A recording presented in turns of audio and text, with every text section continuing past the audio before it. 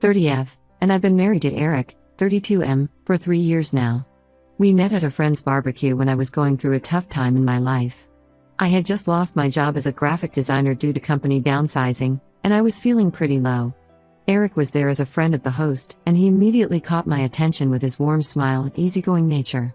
We started talking, and I found out that Eric was a software engineer who had recently moved to the area for work. He was kind, funny, and seemed genuinely interested in my life and career. We exchanged numbers at the end of the barbecue, and he called me the very next day to ask me out for coffee. Our relationship progressed quickly after that. Eric was supportive during my job search, even helping me revamp my portfolio. With his encouragement, I landed a new job at a small marketing firm within a couple of months. As we grew closer, Eric opened up about his past. He told me about losing his parents in a car accident when he was in college, and how it had affected him and his older sister, Sarah, 35F. Eric and Sarah had always been close, but the loss of their parents brought them even closer. They were all each other had left, and they leaned on each other heavily during the grieving process. Eric spoke about Sarah with such love and admiration that I was excited to meet her, hoping we could become friends. However, my first meeting with Sarah didn't go as I had hoped. We met for dinner at Eric's apartment, and from the moment Sarah walked in, I could feel her cold demeanor. She barely acknowledged me, focusing all her attention on Eric. Throughout the evening, she made subtle comments that made me feel uncomfortable. For example, when Eric mentioned that I had recently started a new job, Sarah said, "Oh, that's nice. At least you're not unemployed anymore." Her tone implied that she thought my job was somehow inferior. I tried to brush off her behavior, thinking maybe she was just having a bad day. But as time went on and we had more interactions, it became clear that Sarah's attitude towards me wasn't going to change. She'd often forget to invite me to family gatherings, or make backhanded compliments about my appearance or career. Once, at a family barbecue, she loudly reminisced about Eric's ex-girlfriend, talking about how smart and accomplished she was, all while looking pointedly at me. Eric noticed Sarah's behavior and often spoke to her about it, but she'd always have an excuse or claim he was misinterpreting things.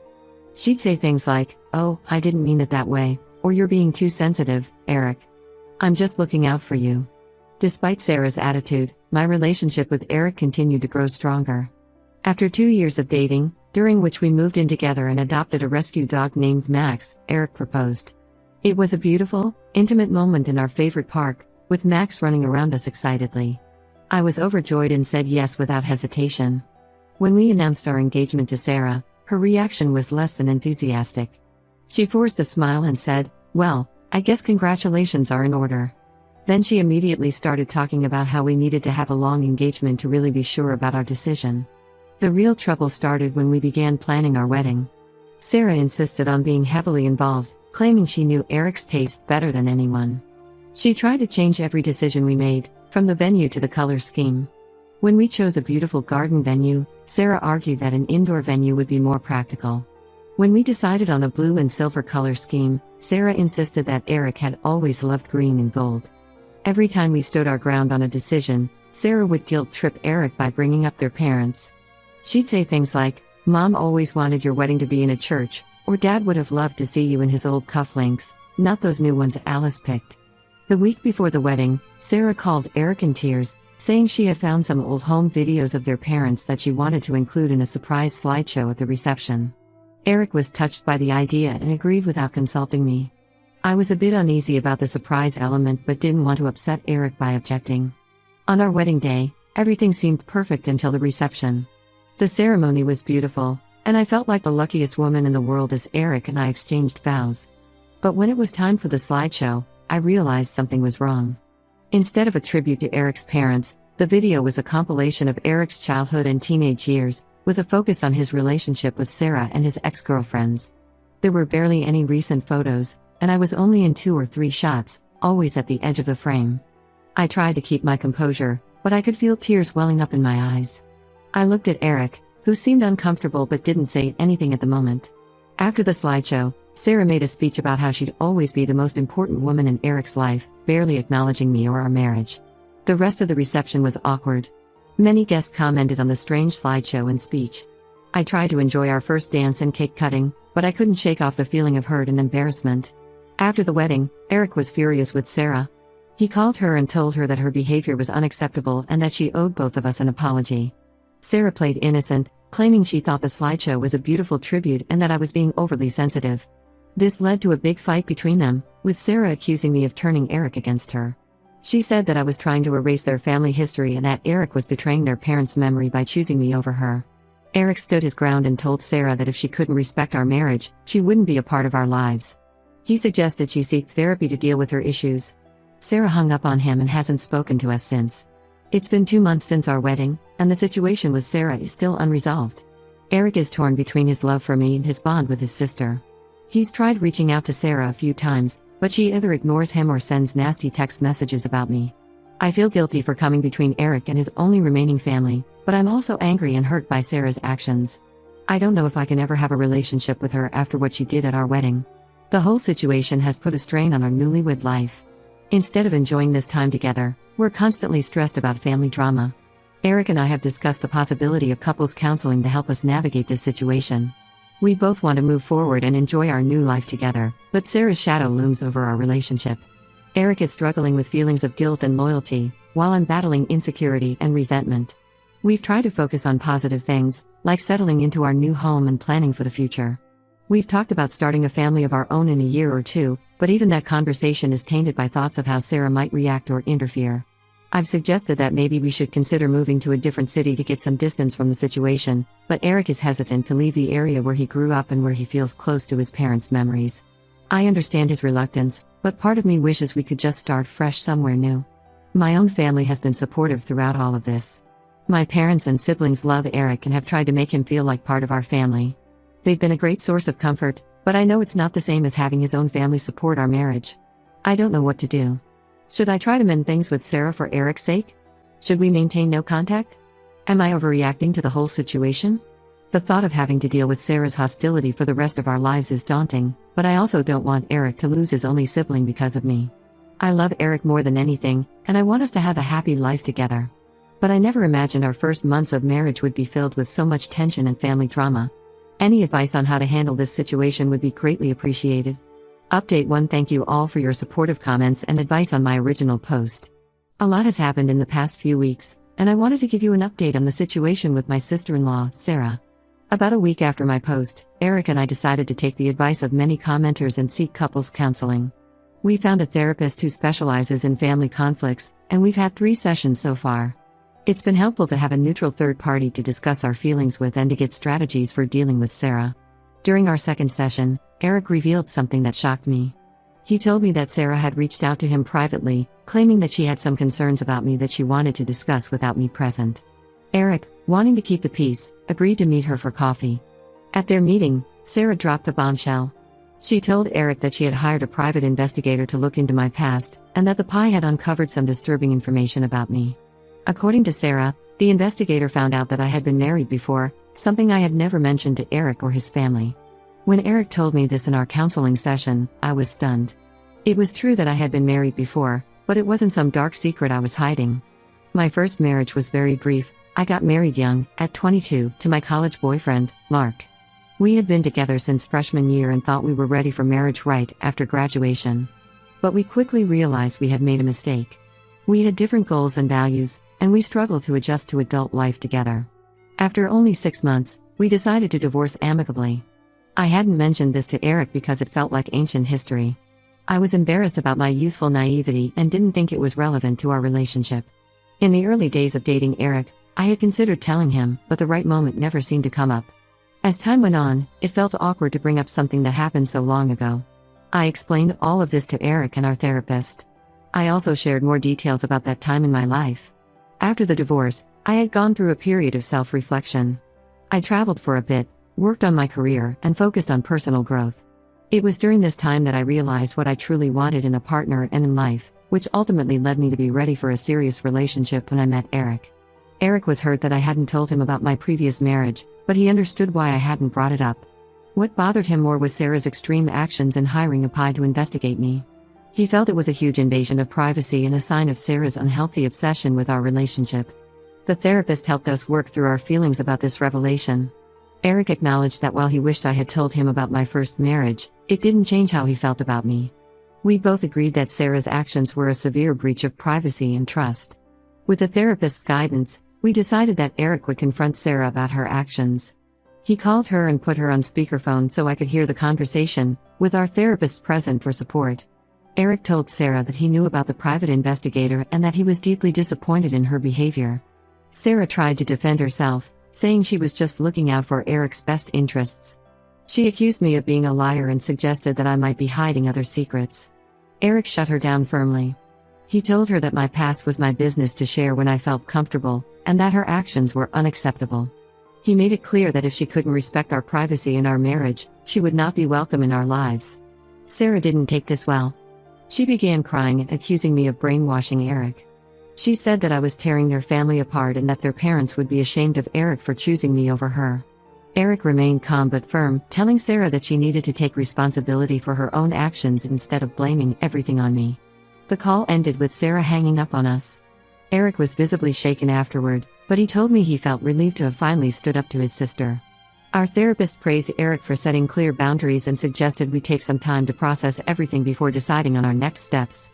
In the days since that call, Sarah has been constantly messaging Eric. Some messages are angry, accusing him of abandoning her. Others are pleading, begging him to reconsider. She's even reached out to some of Eric's friends, trying to get them to talk sense into him. She's told them that I'm manipulating Eric and trying to cut him off from his family and friends. Eric has been amazing through all of this. He's ignored Sarah's messages and asked his friends not to get involved. He's also been incredibly supportive of me, reassuring me that none of this is my fault and that he doesn't regret marrying me. We're still trying to figure out our long-term plan for dealing with Sarah. For now, we've decided to maintain no contact. We've blocked her on our phones and social media, and we're considering changing our phone numbers if she doesn't stop trying to contact us. This situation has brought up a lot of emotions for both of us. Eric is grieving the loss of the relationship he thought he had with his sister. He's also dealing with anger and betrayal over her actions. For me, I'm relieved that everything is out in the open now, but I'm also feeling guilty about not sharing my past marriage with Eric earlier. I'm working on forgiving myself and remembering that I didn't have malicious intent in not sharing that information. Our therapist has been helping us work through these feelings. She's encouraged us to focus on strengthening our relationship and supporting each other. We've been making an effort to have regular date nights and to talk openly about our feelings. We're also focusing on building our own family traditions. We've started having Sunday dinners with my family, and we're planning a small Thanksgiving gathering with some close friends. It's helping us remember that family isn't just about blood relations, but about the people who love and support us. Thank you all again for your support. This situation is far from resolved, but we're taking it one day at a time. I'll update again if there are any significant developments. Update 2: I want to thank everyone for their continued support and advice. The situation with Sarah has taken some unexpected turns, and I felt it was time for another update. About a month ago, Eric and I were surprised to receive a letter from Sarah. It wasn't the angry or pleading message we expected. Instead, it was a formal apology. Sarah wrote that she had started seeing a therapist and realized that her behavior towards me had been inappropriate and harmful. She acknowledged that her actions stemmed from her unresolved grief over losing her parents and her fear of losing Eric, the only family she had left. In the letter, Sarah explained that her therapist had helped her understand how her grief had morphed into an unhealthy attachment to Eric and a fear of change. She recognized that her behavior had been controlling and manipulative, and she expressed genuine remorse for the pain she had caused us. Eric and I discussed the letter in our therapy session. Our therapist suggested that while the apology was a positive step, we should be cautious about immediately letting Sarah back into our lives. We decided to respond with a brief email, thanking Sarah for her apology and expressing hope for her continued progress in therapy, but maintaining our boundaries for the time being. We thought that would be the end of it for a while, but we were wrong. 2 weeks after we sent our response, we received a call from the local hospital. Sarah had been admitted after a car accident. She wasn't critically injured, but she did need surgery for a broken leg. Eric was listed as her emergency contact, and the hospital needed someone to make decisions about her care. We were torn about what to do. On one hand, we had been maintaining no contact. On the other, this was a genuine emergency, and despite everything, Sarah was still Eric's sister. After a long discussion, we decided that Eric would go to the hospital to handle the necessary paperwork and ensure Sarah was getting proper care, but that I would stay home. We felt this was a good compromise. Eric could fulfill his family obligations without putting me in an uncomfortable position. However, when Eric arrived at the hospital, he discovered something that changed everything. Sarah wasn't alone. She was accompanied by a man named David, who introduced himself as Sarah's fiancé. Eric was shocked. Sarah had never mentioned being in a relationship, let alone being engaged. David explained that he and Sarah had been dating for almost a year, but Sarah had kept their relationship a secret from Eric. Apparently, Sarah had been so focused on her imagined competition with me that she neglected to share this significant part of her life with her brother. Eric spent some time talking with David while Sarah was in surgery. He learned that David was a widower who had lost his wife to cancer 3 years ago. He and Sarah had met at a grief support group, and their shared experiences had brought them closer. David seemed like a kind and grounded person, and he had been encouraging Sarah to reconnect with Eric and make amends. When Sarah woke up from surgery, she was surprised and embarrassed to see Eric there with David. Eric kept things civil, focusing on her health and the necessary medical decisions. Before he left, he told Sarah that he was glad she had found someone and that he hoped she would be honest with David about everything that had happened. This revelation has thrown us for a loop. On one hand, we're glad that Sarah has someone in her life and hope that this relationship has been a positive influence on her. David seems to be a stabilizing presence, and his own experience with loss might help Sarah process her grief in a healthier way. On the other hand, we're hurt and confused about why she kept this a secret, especially given how much she claimed to value family and openness. It feels hypocritical that she accused me of keeping secrets when she was hiding such a significant part of her life. Eric is particularly struggling with this news. He feels betrayed that Sarah hid such a big part of her life from him, especially after accusing me of keeping secrets. He's also worried about David and whether Sarah has been honest with him about her past behavior. We've discussed this development in our therapy sessions, and our therapist has encouraged us to view this as an opportunity. Sarah's engagement could mean that she's moving forward with her life and may be less fixated on interfering with our relationship. However, the therapist also cautioned us about getting too optimistic too quickly. The therapist suggested that if we decide to reconnect with Sarah, we should do so slowly and with clear boundaries. She recommended that we start with short, public meetings and gradually increase contact if things go well. For now, we're maintaining our distance, but we're open to the possibility of carefully rebuilding our relationship with Sarah in the future, if she continues to show genuine change and respect for our boundaries. We've decided to send Sarah a card wishing her a speedy recovery and congratulating her on her engagement, but we're not rushing into anything more than that. This situation has reminded us that people are complex and capable of change, but also that trust, once broken, takes time to rebuild. We're cautiously optimistic but proceeding with care. In the meantime, Eric and I are focusing on our own lives. We've started looking into buying a house, thinking about starting a family, and planning for our future together. These positive steps are helping us move past the drama and focus on building the life we want. We're also working on strengthening our own relationship. The stress of the situation with Sarah had taken its toll, but we're committed to supporting each other and communicating openly. We've started a new tradition of weekly check-in talks where we discuss our feelings and any concerns we might have. I'll update again if there are any more significant developments. Thank you all for your continued support and advice. It means more than you know to have a community to turn to during these challenging times. Update 3. It's been a while since my last update, and I wanted to share how things have progressed with our family situation. After Sarah's accident and the revelation of her engagement, things were quiet for a while. We sent the card as planned, and Sarah responded with a thank you note that was polite but distant. We took this as a good sign. She was acknowledging our gesture without pushing for more than we were ready to give. About 2 months ago, we received an invitation to Sarah and David's wedding. The invitation came with a handwritten note from Sarah, asking if we could meet to talk before the wedding. After discussing it in therapy and between ourselves, Eric and I agreed to a meeting. We met Sarah and David for lunch at a neutral location.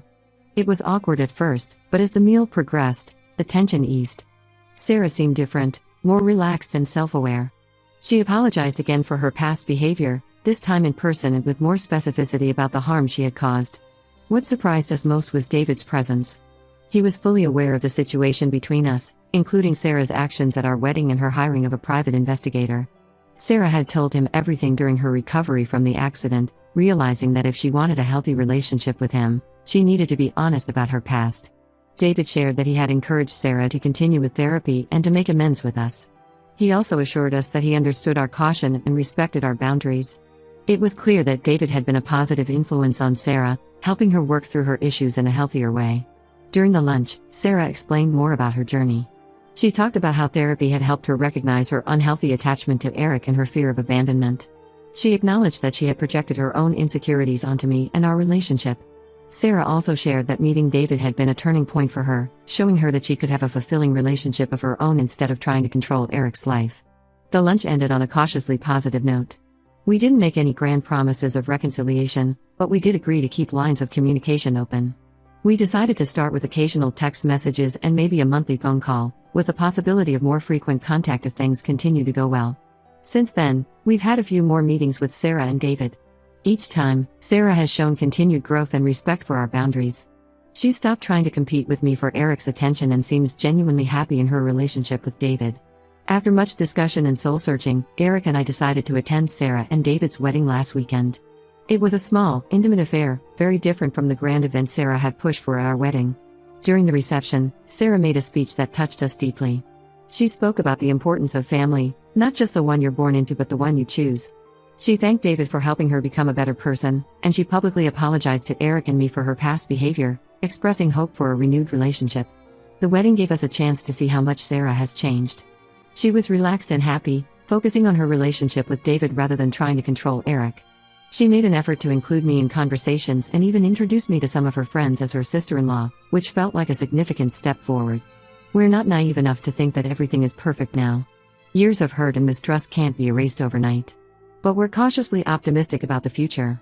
We've agreed to slowly rebuild our relationship with Sarah, maintaining open communication and firm boundaries. This experience has taught us a lot about family, forgiveness, and the capacity for change. It's also strengthened our own relationship. Eric and I have become better at communicating and supporting each other through difficult times. We're taking things one day at a time, but for the first time in a long while, we feel hopeful about having a positive relationship with Sarah. It's not the dramatic conclusion some might have hoped for, but real life rarely has neat, tidy endings. We're okay with that, and we're looking forward to writing the next chapter of our family story together. As for Eric and me, we're doing well. We've bought a house and are settling into our new home. We're talking about starting a family in the near future, and for the first time, the thought of including Sarah in that part of our lives doesn't fill me with dread.